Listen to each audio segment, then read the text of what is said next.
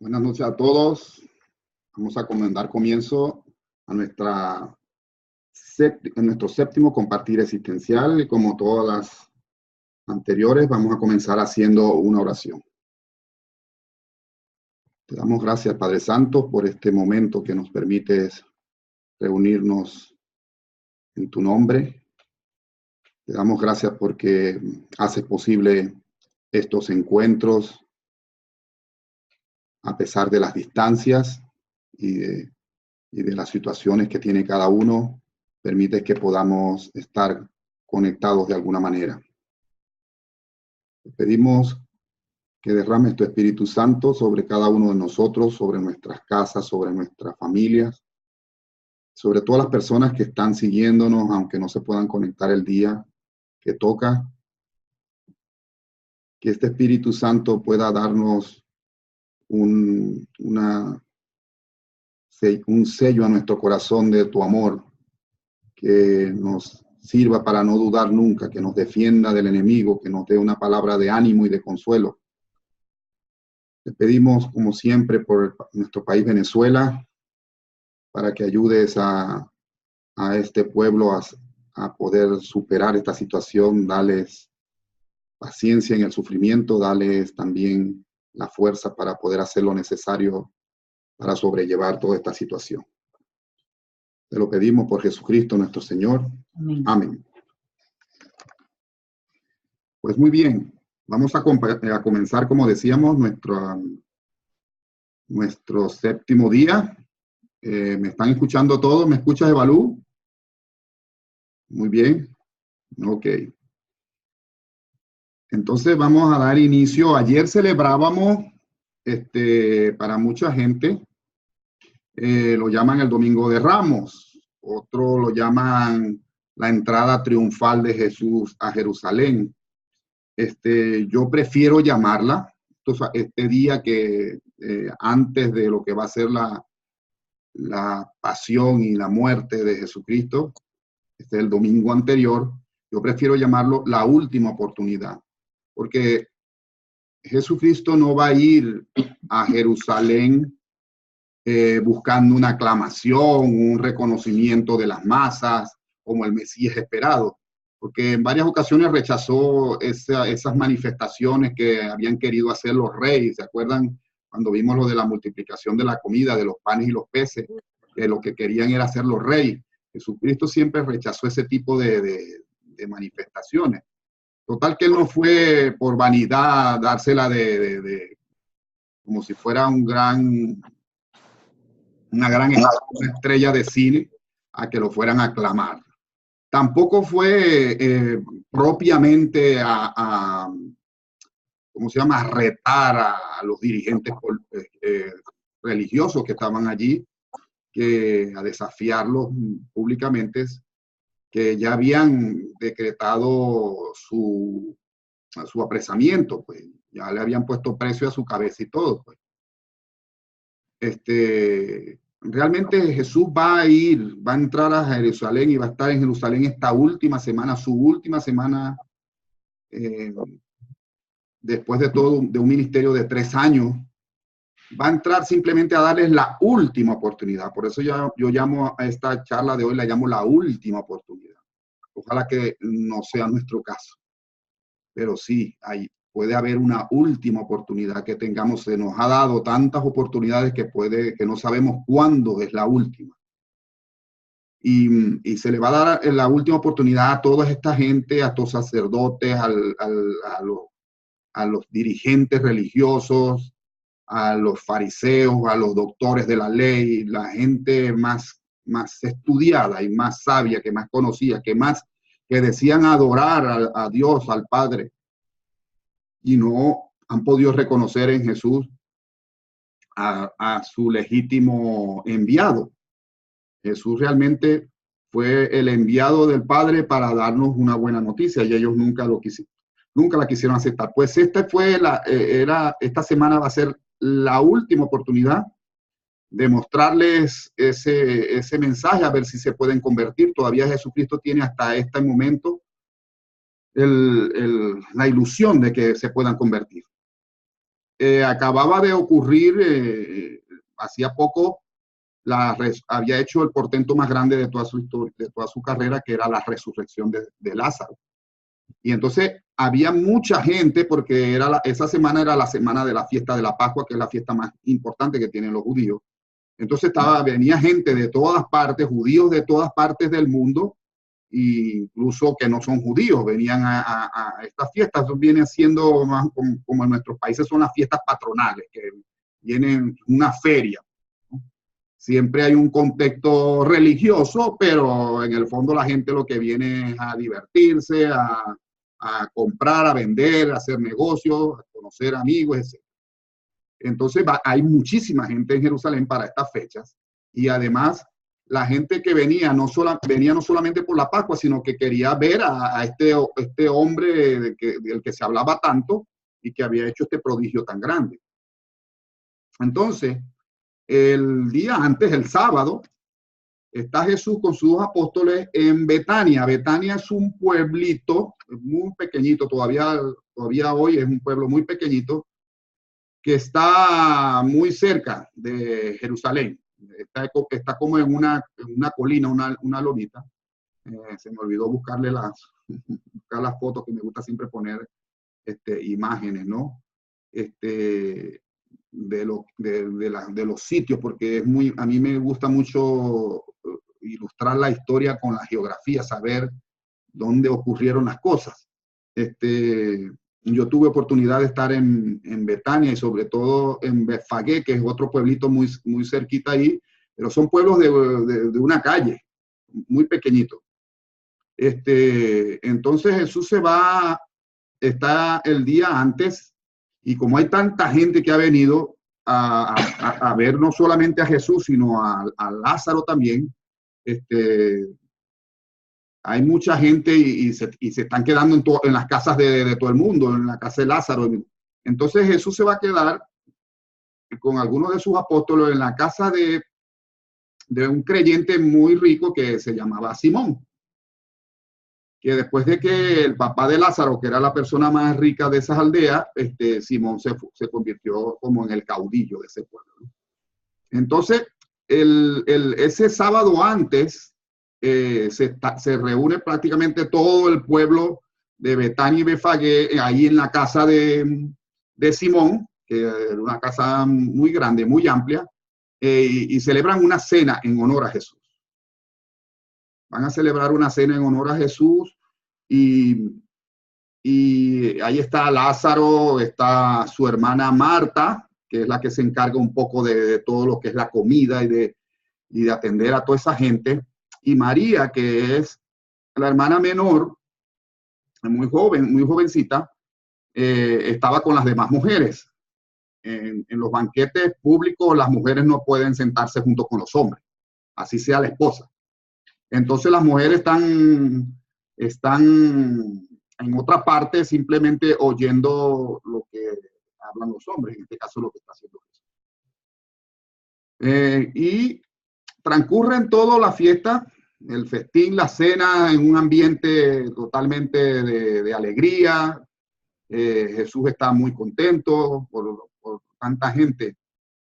Y entonces, fíjense que Jesucristo este pueblo es muy particular, porque este pueblo prácticamente todo el mundo, hombres, mujeres, niños, todo el mundo amaba a Jesús. Y por eso estaba allí. A diferencia de, por ejemplo, de Nazaret, que fue donde nació, de Cafarnaúm, donde prácticamente trabajó todo el tiempo a la orilla del lago de Galilea, y la propia Jerusalén nunca lo rechazaron siempre, nunca creyeron en él. Este pueblo era diferente, y por eso Jesucristo escogió a este pueblo para realizar la obra más grande de todo su ministerio, que fue resucitar a Lázaro. Y dice, no resucitó a Lázaro para que la gente creyera, sino que como creían, resucitó a Lázaro.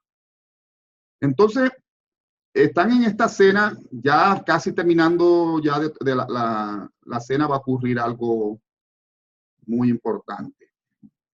que nos llama la atención hoy. María, que es la hermana menor, como dije, de Lázaro y Marta, ella se va a salir del grupo de las mujeres y se va a acercar a Jesús. Ellos comen reclinados, como que medio acostados, así, acostados de lado. Y María se le va a acercar por detrás y va a destapar un jarro de un perfume carísimo que lo estaba reuniendo hace mucho tiempo, y se lo va a echar sobre la cabeza de Jesús, y después se arrodilla y se lo unge en los pies y se lo seca con sus cabellos. Se desató el cabello, la cabellera larga, y se lo ungió con sus cabellos. Y entonces, por supuesto, era un perfume carísimo, se impregnó toda la sala del olor del perfume, del agradable olor, y empezaron las murmuraciones de algunos allí, como diciendo, ¿cómo es posible un derroche de esa magnitud? ¿Cómo no se pudo haber vendido ese ungüento y dar el dinero a los pobres? Entre los que más hablaba de eso era Judas, ¿no? Que siempre medía todo por dinero. A veces también nosotros somos así, medimos todo por dinero. Vamos a comer con nuestra familia y no vemos lo que se come, sino lo que cuesta el plato, porque todo lo medimos por dinero, y por eso no disfrutamos de las cosas, no valoramos las cosas en su justo sentido. Entonces están allí todos cuchicheando y todo. También el hecho, no solamente del perfume, el hecho de que una mujer se acerque a hacerle eso a un hombre en público, eso es una afrenta, pues eso no se puede hacer. Una mujer no tiene no se pueden, ellos no se pueden ni tocar. Todavía, ahorita, si tú vas a Jerusalén, donde estaba el templo de Jerusalén, lo que hay es una mezquita musulmana. Si tú te agarras de las manos de tu esposa, de tu novia, te salen unos musulmanes de no sé dónde y te pueden hasta apuñalar, porque para ellos eso es una afrenta grandísima. Imagínense cómo sería eso 2000 años atrás. Entonces, Jesús, oyéndole su murmurar, les va a decir, ve a María compungida, porque ella, queriendo hacer un bien, todo el mundo empezó a hablar y a quejarse. Y entonces Jesucristo, que los siente, les va a echar en cara y les va a decirle, déjenla quieta, ¿por qué la molestan? Ella ha hecho una cosa buena, ha hecho lo que le salió de su corazón. Además, con esto que ha hecho ella, ha demostrado que ha creído lo que yo les dije, porque Jesucristo muchas veces dijo que él tendría que morir, padecer en manos de los sacerdotes y de la gente poderosa, y resucitar al tercer día. Pero los apóstoles no lo creyeron, no lo entendían, o pensaban que eso era una metáfora. Pero María sí lo creía, y María reunió ese dinero, aunque ellos tenían dinero, estuvo reuniendo ese dinero para comprar ese ungüento, para ungir a Jesús cuando muriera, porque ella creía ciegamente en la palabra de Jesús, para su entierro. Pero en esta ocasión, cuando lo vio allí, dijo, ¿por qué voy a esperar a que se muera si se lo quiero regalar ahorita? Y por eso lo ungió. Y dice, y Jesús sabía la intención de María, y le va a decir, ella ha hecho una cosa noble. Por eso les digo que en todas las eras, en las edades que vengan, donde quiera que se predique el evangelio al mundo, se relatará lo que ella ha hecho en su memoria. O sea, una demostración del amor y la fe y lo que cree en Jesús, que es un punto para reflexionar para nosotros hoy. Ahora, hay otro relato en los evangelios de otra mujer que hace lo mismo y que se confunde, pero aquella lo hizo, era una prostituta. En el relato sale, era una prostituta, por eso la gente tiende a confundir y creen que María era una prostituta. María era una niña, tendría como 16 años cuando estuvo con Jesús, cuando conoció a Jesús. Y son amigos desde la infancia. O sea, Jesús y Lázaro, los padres de ellos eran amigos, se conocían desde jóvenes, desde mucho tiempo. Por eso Jesús, siempre que va a ir a Jerusalén, va a llegar a casa de su amigo. Entonces, como esta escena ocurrió con esta mujer, con esta prostituta que también ungió a Jesús con un perfume caro, sí era una prostituta, pero esto ocurrió en Betania, que está cerca de Jerusalén, al sur. La otra ocurrió en el norte, en Galilea, arriba. Y no se deben confundir. Y fíjense que esto les narro un poquito cómo sucedió la otra. Dice que un fariseo, Jesús estaba por allá en Galilea, y un fariseo lo invitó a cenar a su casa.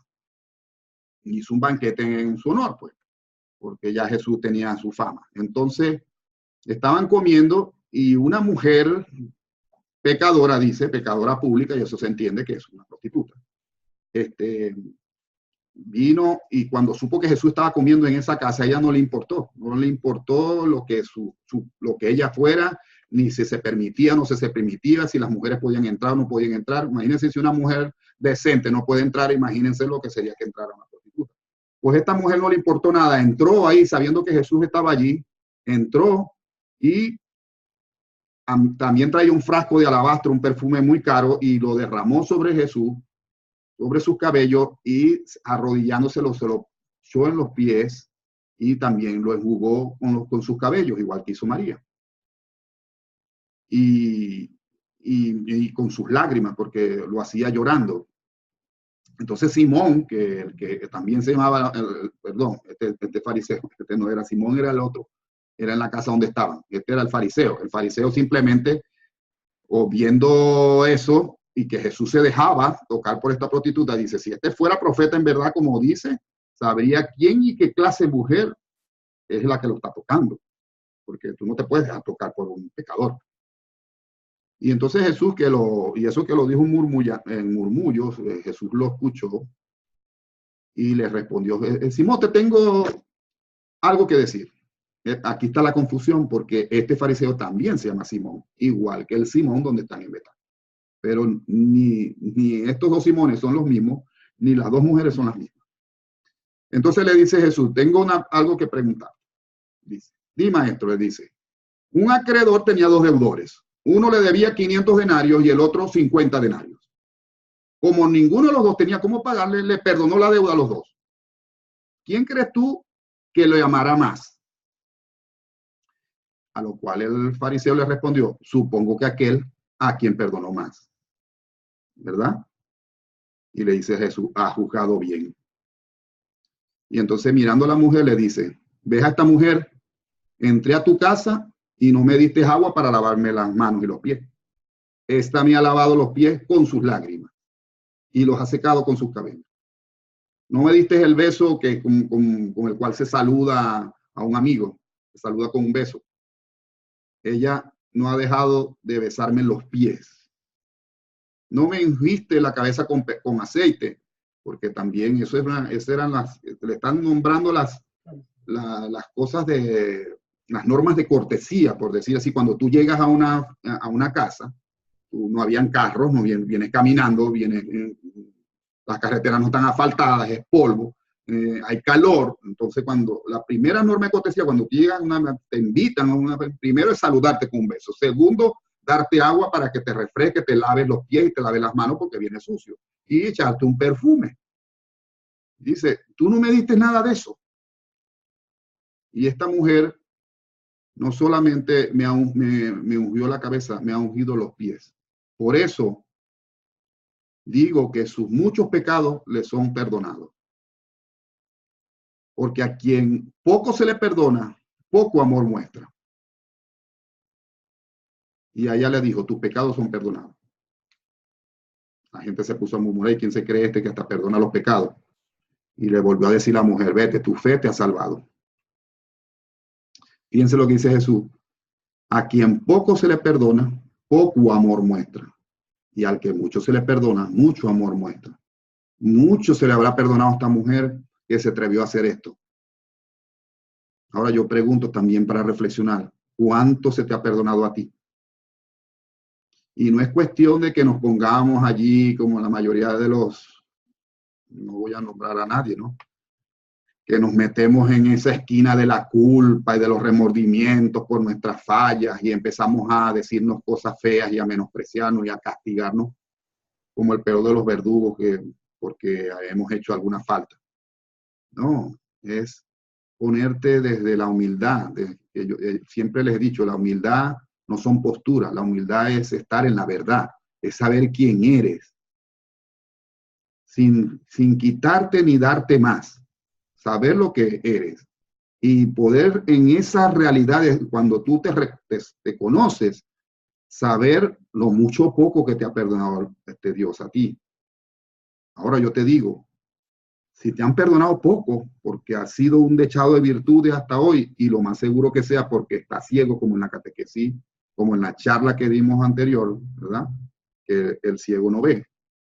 Igual nosotros no podemos ver nada de lo que Dios ha hecho por nosotros, ¿verdad? Porque a lo mejor nuestra vida no ha sido tan mundana como la de otros que han estado metidos en droga, en alcohol, en vicios, en prostitución, en qué sé yo.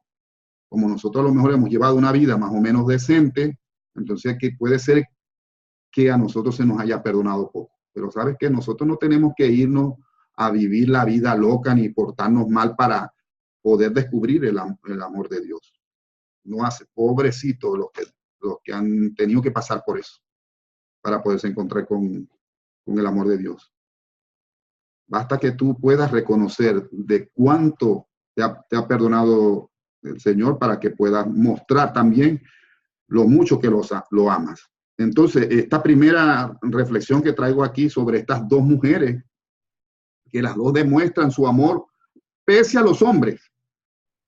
Lo que no hacen los hombres y lo que está prohibido para ellas, no les importa porque el amor es así, el amor es atrevido, el amor no le importa nada más que poder demostrarlo, por servirlo.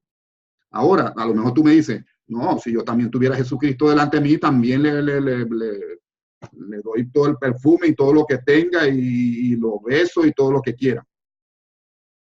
Eso sería muy fácil.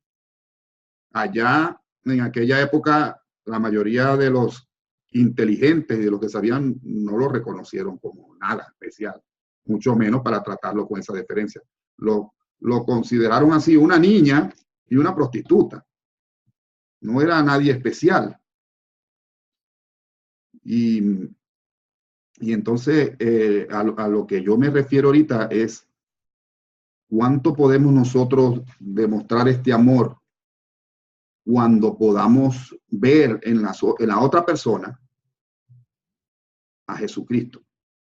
A Jesucristo en la carne no vamos a tener a lo mejor la oportunidad de poderlo ver. No creo. Porque ya no tiene un cuerpo nuestro. Pero si nosotros pudiéramos ver, o cuando podamos ver en el otro, en tu esposa, en tu esposo, en tus hijos, en tu suegra, en tu compañero de trabajo, en ese que te fastidia, que tú veas en él a Jesucristo, pues a ese es el que tienes que ungirlo y servirlo y besarlo. Esta es la primera reflexión sobre esta ocasión. Entonces, al día siguiente, después de esta fiesta y después que ocurrió esto, fíjense que aquí, como Jesús los reprendió a los que estaban hablando de que no se vendía eso para dárselo a los pobres, Jesús va a decir, miren, pobres van a tener toda la vida y los van a poder atender, pero a mí no me tendrán toda la vida. Así que esta mujer ha hecho lo que le ha salido de su corazón. Entonces Judas, como fue el que más defendía esa idea de vender el dinero, se tomó esa reprensión como una censura personal. Y allí fue donde lo que terminó de decidirse a él a lo que va a hacer después, que va a ser el causante de la entrega de Jesús a los enemigos, pues. Y es que no es que él era un avaro y un miserable, no. Es que lo que costaba ese perfume era el sueldo de una persona de un año. O sea, no es que era caro, no.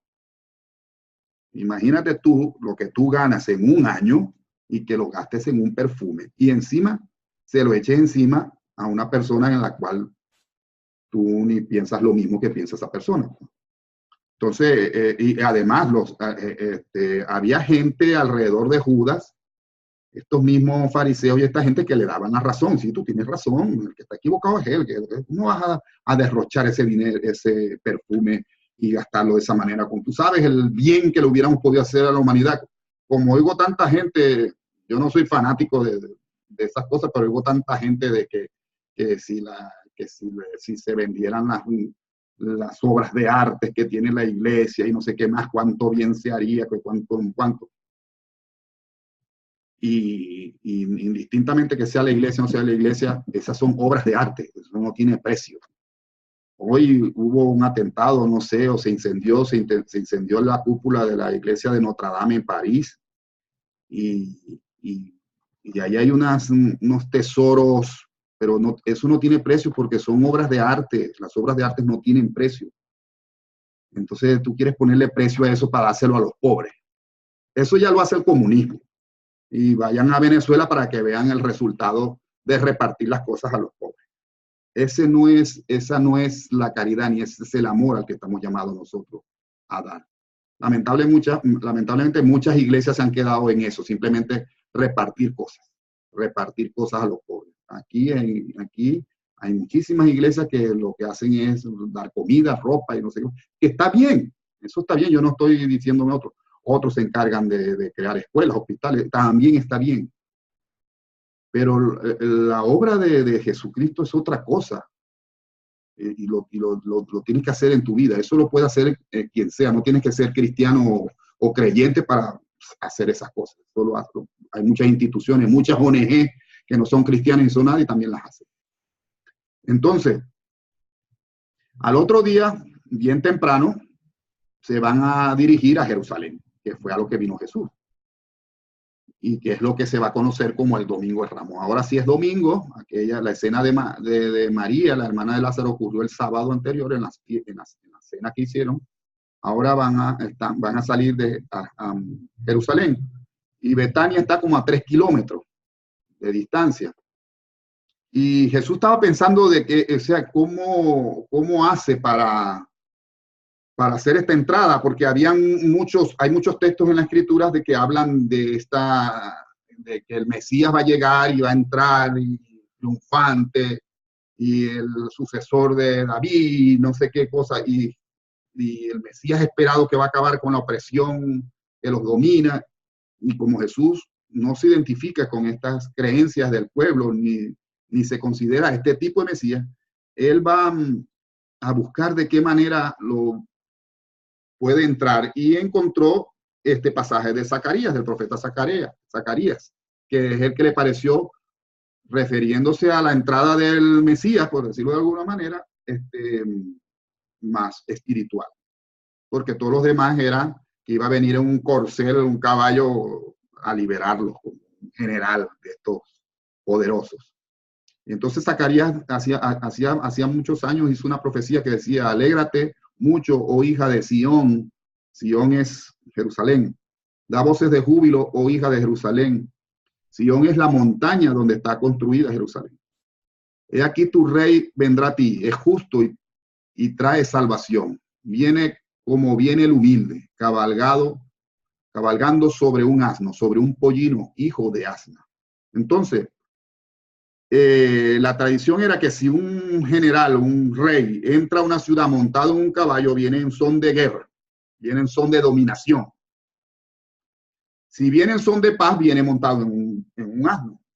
Y Jesús no solamente escoge un asno, escoge un pollino, un hijo de un asno. Y entonces va a ser su entrada, y le traen este pollino que él manda a sus apóstoles a que vayan a buscar el pollino que lo tenían allá, manda a Pedro y a Juan que lo vayan a buscar. Ellos lo traen y de una vez le ponen sus mantos. Jesús se monta ahí, pero Jesús es un hombre que mide casi 2 metros. Tenía que levantar los pies para que no le fueran rozando en el piso. O sea, era realmente una postura hasta ridícula, hasta graciosa.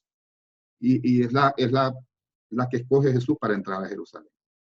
Y entonces, por supuesto, todo a lo que él sale, la gente de Betfagé y de Betania empiezan a tirar sus mantos, empiezan a cortar ramas y las tiran por donde va pasando, y empiezan a gritar: Hosana al Hijo de David, bendito el que viene en nombre del Señor, Hosana en las alturas, bendito el reino que viene del cielo. Así empiezan a gritar, y la gente está eufórica. contento porque este pueblo realmente ama a Jesucristo. Y entonces cuando llegan al Monte de los Olivos, que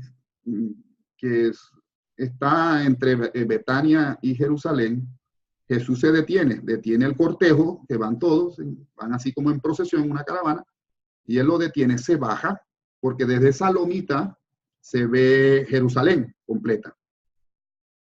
Y el Monte de los Olivos está en lo más, como una loma alta, y desde ahí van a comenzar el descenso hasta Jerusalén. Entonces, desde allí se puede ver a toda Jerusalén. Y Jesús contempla Jerusalén desde esa altura y se pone a llorar. Y los demás se quedan atónitos viendo al maestro llorar. Y Jesús va a hablar, va a mirar a Jerusalén y va a decir: oh Jerusalén, si tan solo hubieras conocido, aún tú, por lo menos en tu día, las cosas que pertenecen a tu paz, que podrías haber tenido tan libremente, pero ya están para ocultarse a tus ojos estas glorias. Estás por rechazar al Hijo de la Paz y volver la espalda al Evangelio de la salvación. Pronto llegarán los días en que tus enemigos abrirán trincheras alrededor de ti y serás sitiada por doquier. Te destruirán completamente, pues no quedará piedra sobre piedra. Y todo esto caerá sobre ti porque no supiste reconocer el momento de tu visitación divina. Estás por rechazar el don de Dios y todos los hombres te rechazarán a ti. Jesús no pudo haber hecho una profecía más exacta de lo que ocurriría solamente 40 años después, cuando, como se lo he dicho en varias ocasiones, el general Tito, al mando de las legiones romanas, entraron a Jerusalén. Primero la sitiaron para que nadie pudiera salir, los mataron de hambre, porque nadie podía entrar ni salir.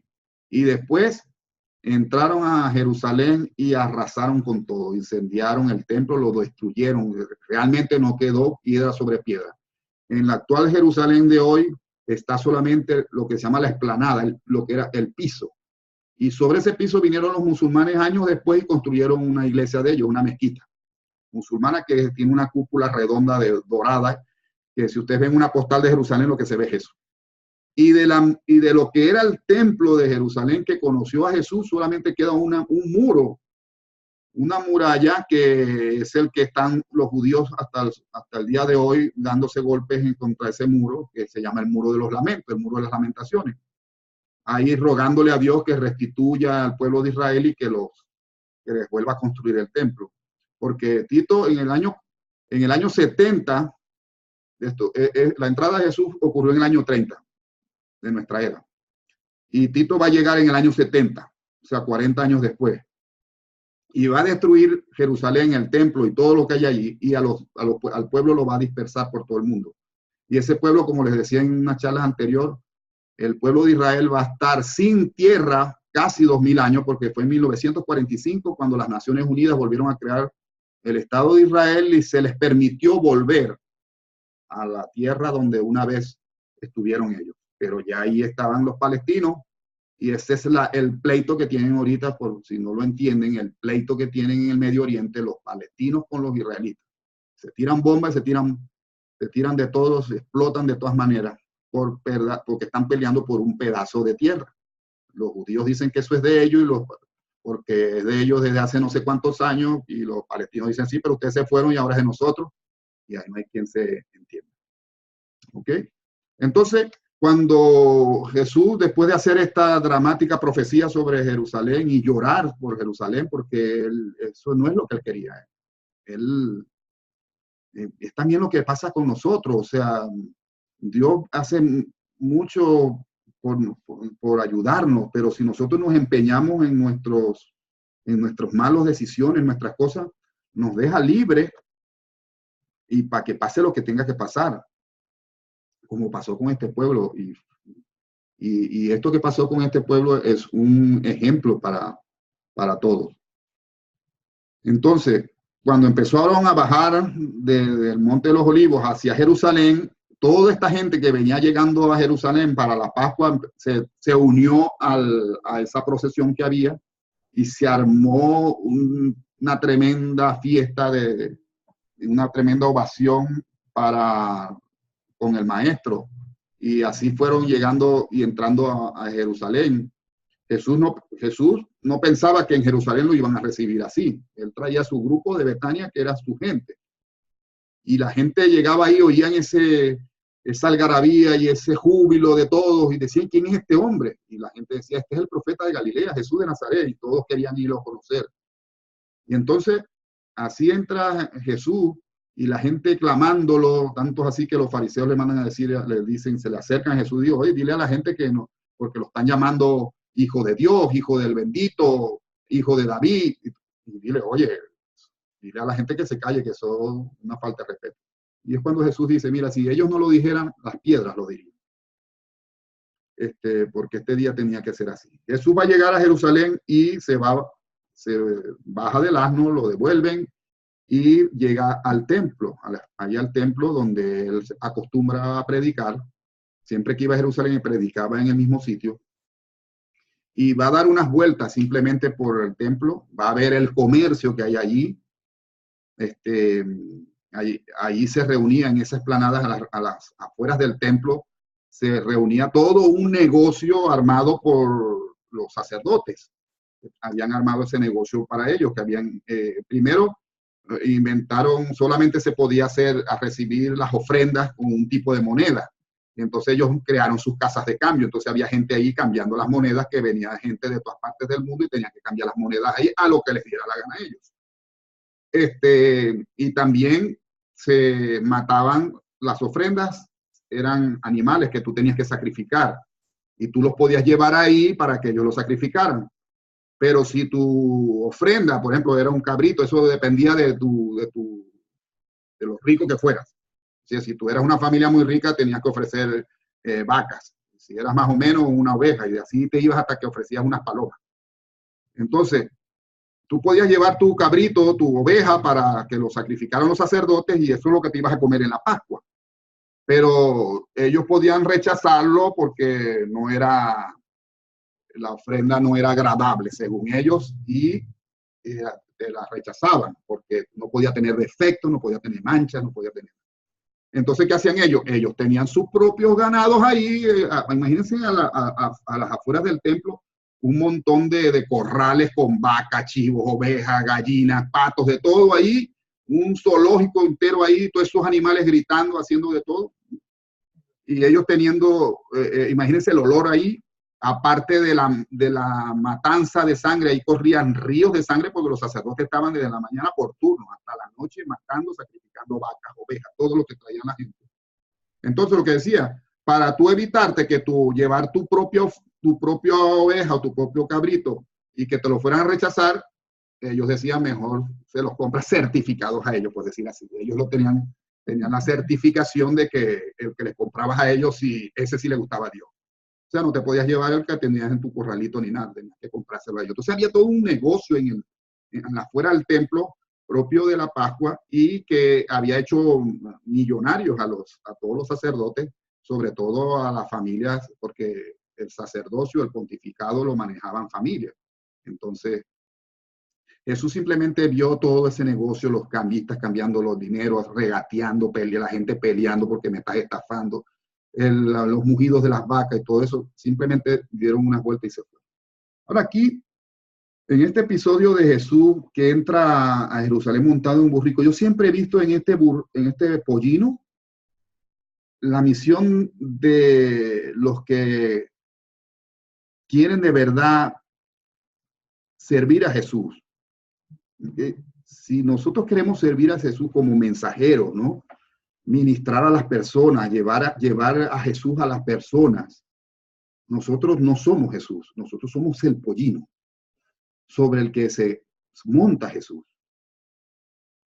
Nosotros solamente prestamos nuestra espalda para que Jesús vaya, es él el que predica, de tal manera que cualquier pretensión que podamos tener nosotros por predicar su mensaje es una vanidad, porque realmente poder anunciarle a los demás a Jesús es un privilegio.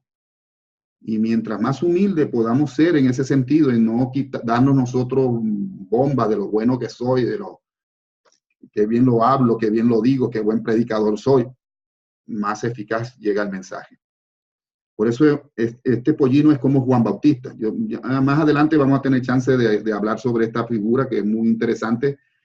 Juan Bautista es primo de Jesús, pero casi no se conoce porque Jesús vivía en el norte, en Galilea, y Juan Bautista vivirá en Jerusalén, de padres sacerdotes y todo. Y Juan Bautista va a ser el precursor de Jesús, pero va a dar un mensaje totalmente distinto a Jesús. De tal manera que mientras Juan Bautista está predicando, Jesús se mantiene oculto, por decir de alguna manera. No sale hasta que Juan Bautista es metido preso. A Juan Bautista lo va a meter preso el rey Herodes y su mujer Herodía, y lo va a decapitar después. Pero hay un episodio muy interesante cuando él está ya preso en la cárcel de Maqueronte, allá del rey Herodes, una cárcel horrible, donde va a estar Juan Bautista un año antes de que lo maten. Y un día van a visitarlo, le hablan por la ventana, será. Muchos de sus discípulos, de los discípulos de Juan Bautista, van a seguir después a Jesús. De hecho, Andrés, el hermano de Pedro, fue primero discípulo de Juan que de Jesús.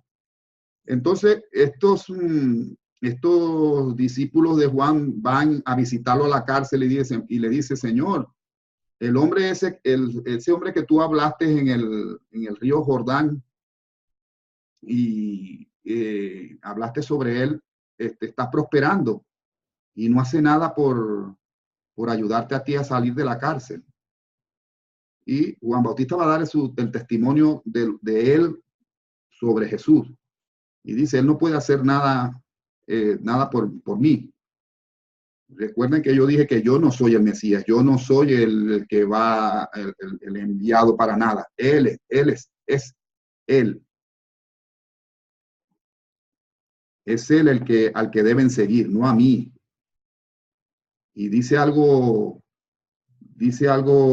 muy interesante para nosotros. Dice, el que tiene la novia es el novio, pero el amigo del novio que está junto a él y lo oye, se regocija grandemente por el sonido de su voz.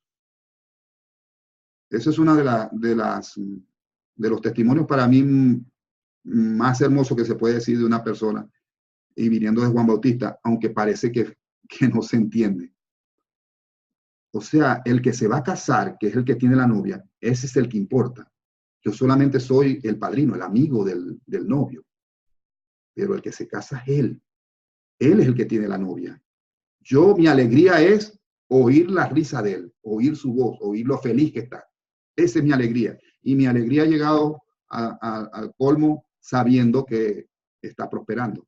Porque es necesario que él aumente y yo disminuya. Si tantos predicadores y tanta gente que dice hablar en nombre de Jesús tuviera esta actitud, el evangelio llegara más puro a muchísima gente.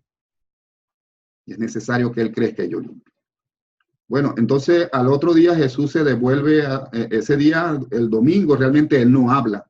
Aquí va a volver él el lunes, vuelve al templo. Y va a ocurrir un episodio que también tiene mucha controversia, que se llama así la limpieza del templo. Jesús va al lunes y va al sitio donde estuvo el domingo anterior, donde estuvo caminando y viendo todo el negocio que les contaba, y va a ir a hablar, a predicarle a la gente. Ya cuando llega hay mucha gente reunida allí. Y él se monta en un púlpito y se pone a hablar. Pero van a ocurrir unos sucesos que van a acabar, por decir así, con la paciencia de Jesús. Una es que él está oyendo allí un pleito que tiene una persona que venía a cambiar el dinero para comprar el dinero que se puede usar en el templo, y siente que lo están estafando. Entonces tiene el pleito del regateo con el tipo. Por otro lado viene un tipo trayendo una manada de vacas que las van a sacrificar, de bueyes y todo. Y viene un griterío ahí, el grito del tipo arreando a los animales y las vacas mugiendo y todo. Y otra, ven que también ve a un Galileo, un compatriota de él. Los Galileos son, en cada uno de sus pueblos hay gente que uno cree que son los más bobos, ¿no? Los más brutos. Pues. Y normalmente la gente de la capital se creen los más inteligentes y los mejores, ¿no? Entonces vio a una gente de ahí de Jerusalén burlándose y humillando a un galileo. Entonces, pero, o sea, todo ese ruido y ese rollo que había armado no lo dejaba predicar. Entonces Jesucristo simplemente va a hacer algo. Le va a quitar el látigo al que viene arreando los bueyes, y no es que él se pone como cree la gente, que él se pone a golpear a la gente. No, él simplemente dirigió con el látigo, porque tú no le vas pegando tampoco a los bueyes, vas haciendo sonidos en el aire y así diriges a la manada. Él lo que hizo fue agarrar el látigo y dirigir la manada contra la mesa de los cambistas. O sea, para que pasara por el templo y se llevara todo eso. Y cuando la gente vio eso, se alegró tanto porque esa indignación la tenía todo el mundo.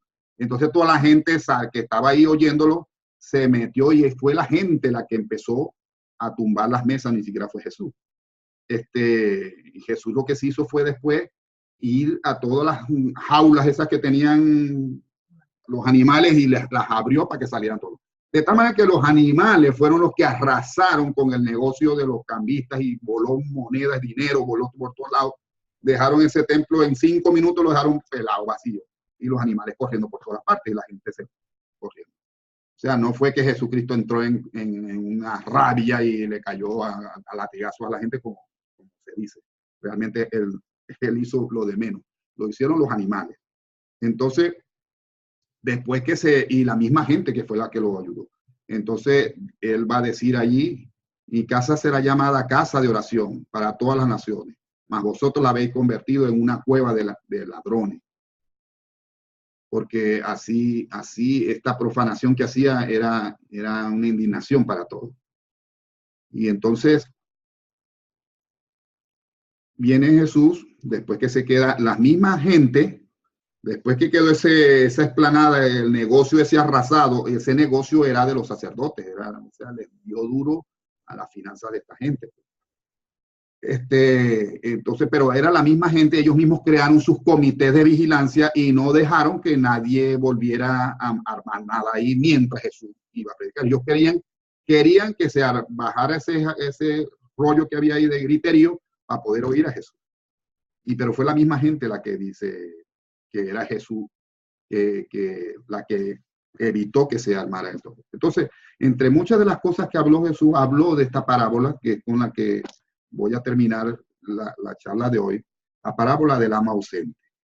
Porque ahí van a estar, por supuesto, los sacerdotes y los fariseos van a estar ahí oyéndolo. Y dado la multitud de gente, no tienen la valentía de apresarlo.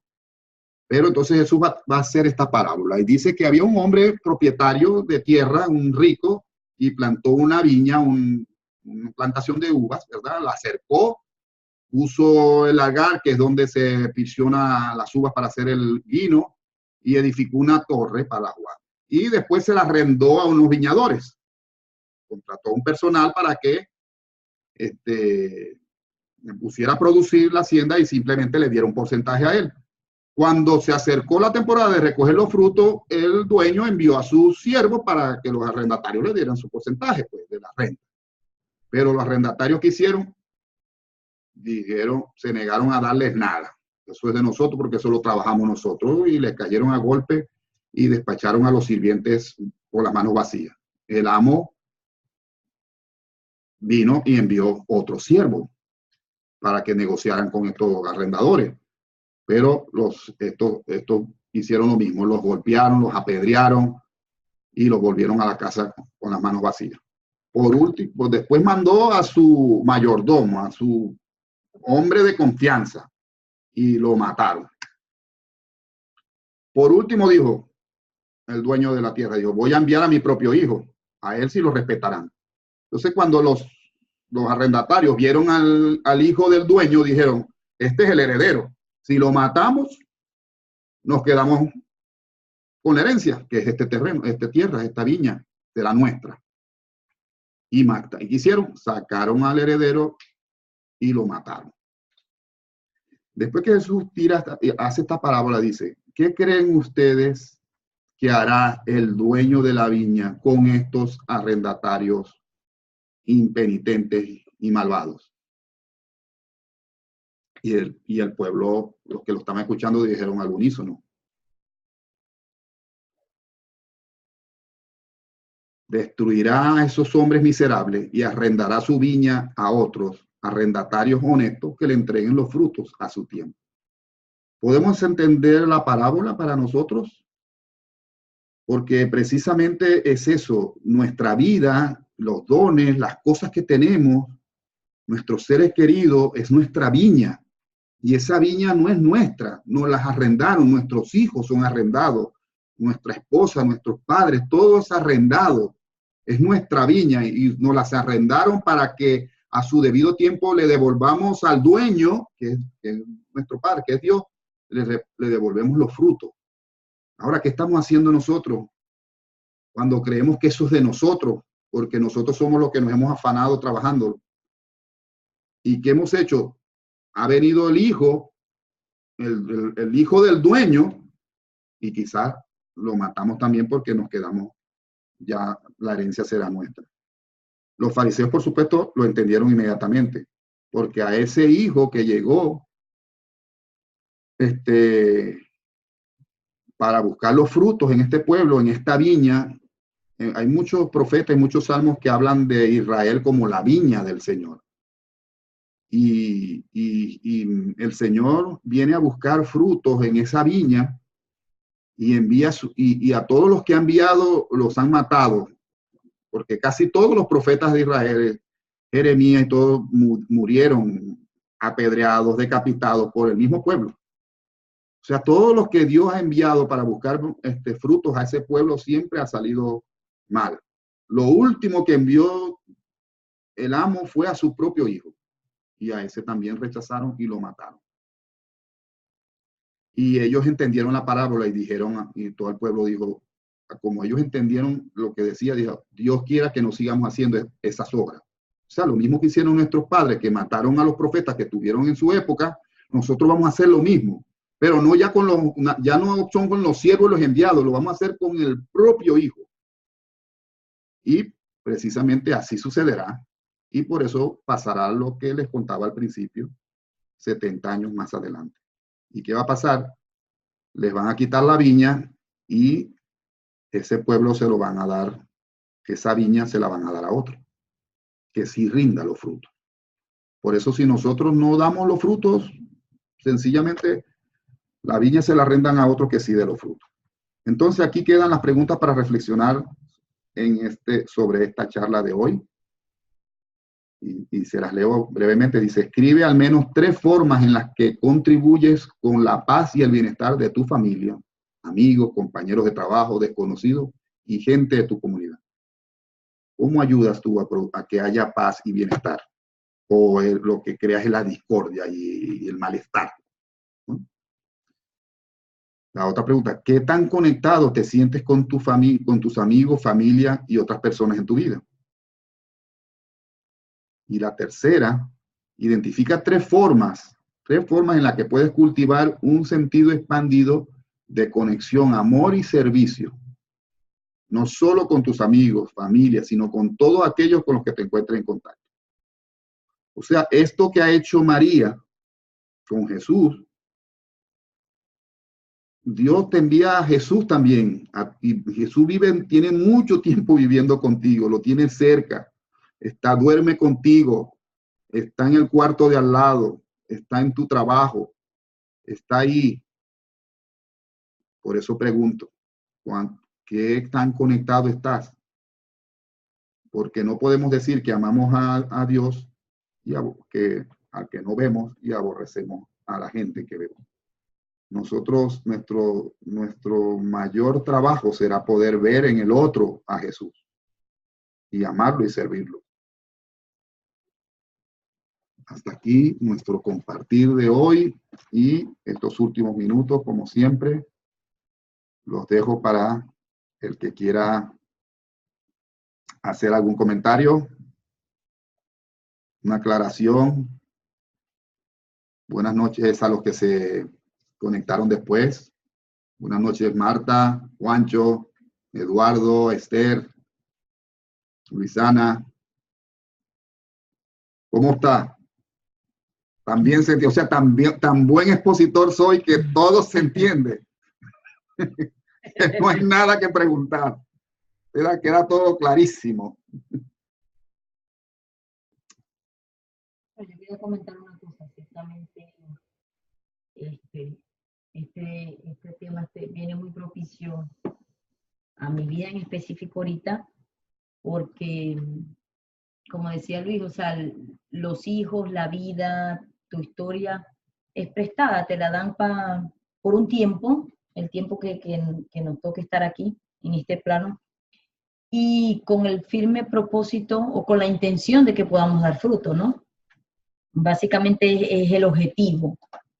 Y por la razón que nos los dan, por la razón que nos dan 1, 2, 3, 4, 5, no sé cuántos hijos tenga cada quien, por la razón que nos prestan al esposo, nos prestan a los hijos, y lo digo nos prestan porque en algún momento los que somos papás sabemos que los hijos se van. Yo específicamente, mi hijo tiene 19 años y se me fue muy, muy pronto de la casa, de mi vida, se independizó ya hace 3 años, y es algo que he tenido, con lo que he tenido que aprender a vivir, aunque obviamente tengo contacto con él y todo lo demás, está muy lejos. Y, y para mí ha sido obviamente un sufrimiento muy grande porque uno no quiere que sus hijos se vayan, y mucho menos cuando apenas tiene 16 años. Para mí era un niño todavía. Pero ha sido decisión de él. Y hoy le decía a una prima y le comentaba, y también reflexionaba personalmente que tan mal no hice el trabajo porque mi hijo ha sido un buen hombre. Ahorita es un buen hombre. Y aunque Dios me lo prestó por muy poquito tiempo, porque eso no es nada, 16 años no es nada, ahorita yo estoy viendo los frutos de lo que es él hoy, ¿ok?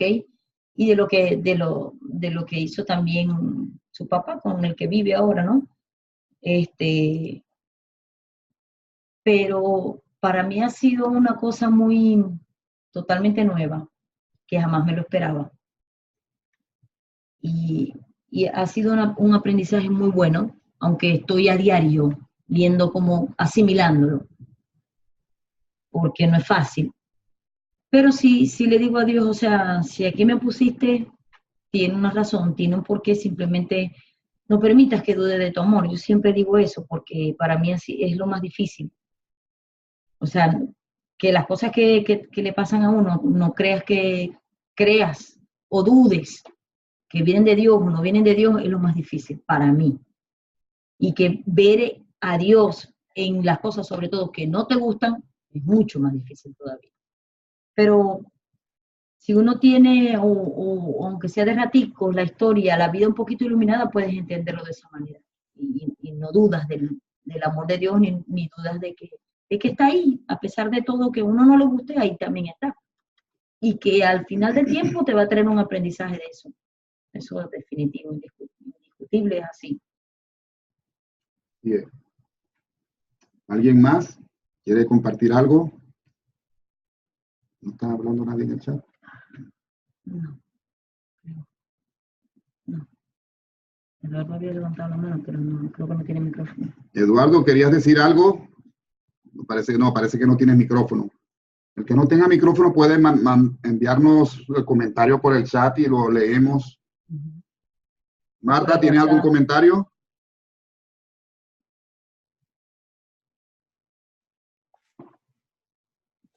Me sentí muy identificada con Simari porque a mí me pasó, bueno, a lo mejor no es lo mismo, pero no me esperaba. Yo solamente tengo un hijo y siempre le gustó mucho estudiar, yo siempre lo animé, yo siempre pienso que nosotros como mamás, el trabajo es, nadie es el mejor papá, ni el peor ni la mejor.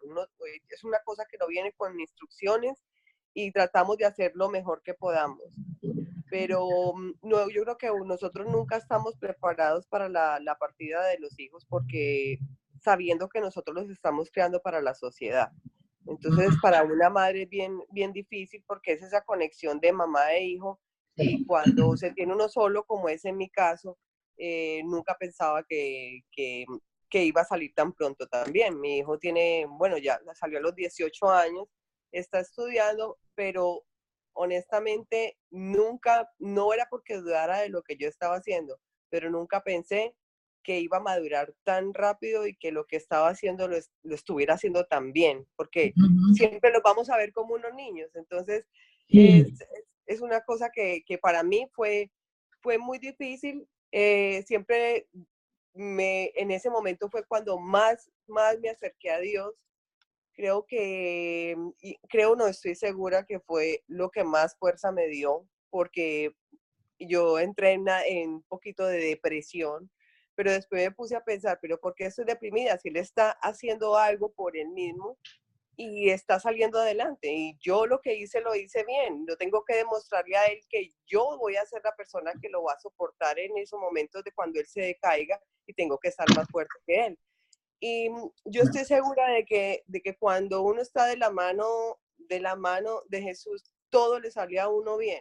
No porque sea uno, que todo sea prosperidad, todos decaemos en algún momento, pero las cosas que uno hace te va mostrando como el camino y te va guiando de una manera que te da fortaleza, y esa fortaleza es la que nos ayuda a nosotros a seguir adelante.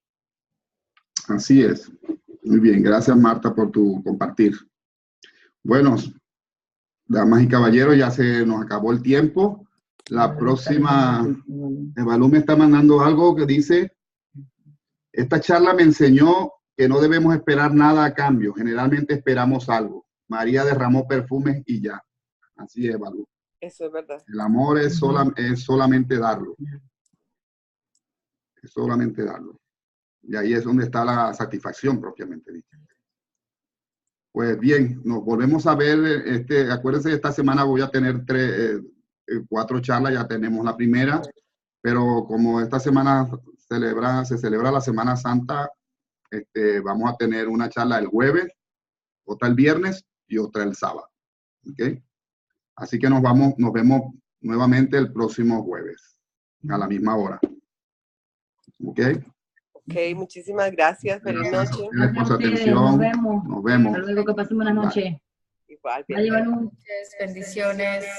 Hasta luego, Esther. Hasta Bye. luego, Alexa. Hasta luego, Bye. Eduardo. Y Robert creo que también está por allí.